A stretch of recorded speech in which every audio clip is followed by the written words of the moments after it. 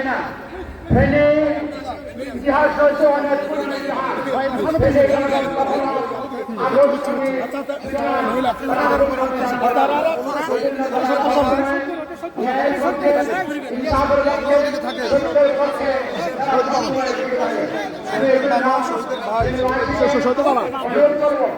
আগামী দিনে বাংলাদেশ করার জন্য অভ্যুত্থানের মাধ্যমে যারা নতুন বাংলাদেশ করার সুযোগ পেয়েছি সুযোগে কাজে লাগিয়ে আগামী 12 ফেব্রুয়ারি নির্বাচনে আমাদের যে পক্ষে যারা প্রার্থী রয়েছেন তাদের পক্ষে দাঁড়িপাল্লার পক্ষে ফেনী জেলা এবং ইন্দোরের পক্ষে আমাদের নির্বাচন ভ্রমণ থেকে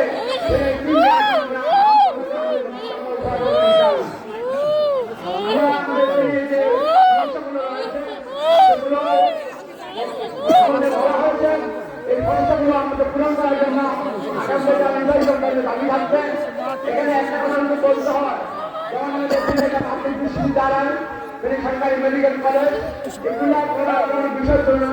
আমাদের এখানে প্রধানমন্ত্রী পেয়েছিলাম দুর্ভাগ্যজনক হয় যখন নেতৃত্বে ব্যর্থতার কারণে আমরা আমাদের হয়নি। যারা আজকে আমার নতুন করে ওয়াদা দিচ্ছেন তারা পূরণ করবেন, তারা অধীর করছিলেন পূরণ করেন নাই, বরং তাদের মধ্যে অবশ্যই প্রাপ্ত রাখবেন। আমরা আমাদের সমস্যা রয়েছে, এখানে 22,000 ছাত্রছাত্রীর জন্য এক ভবন নেই, এটাকে কারণে ছাত্ররা আপনারা ভালোভাবে ক্লাস করতে পারবেন। এখানে যতগুলো শিক্ষক তার শিক্ষক নেই, ভবন নেই, শিক্ষকদের কর্মচারী নেই।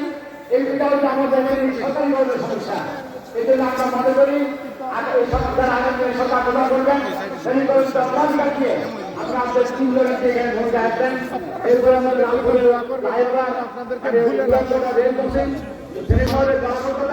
বিশেষ করে দেওয়ানগঞ্জে এখানে আপনার ময়লার বিভো করা হয়েছে, যার কারণে অঞ্চলে লোকেরা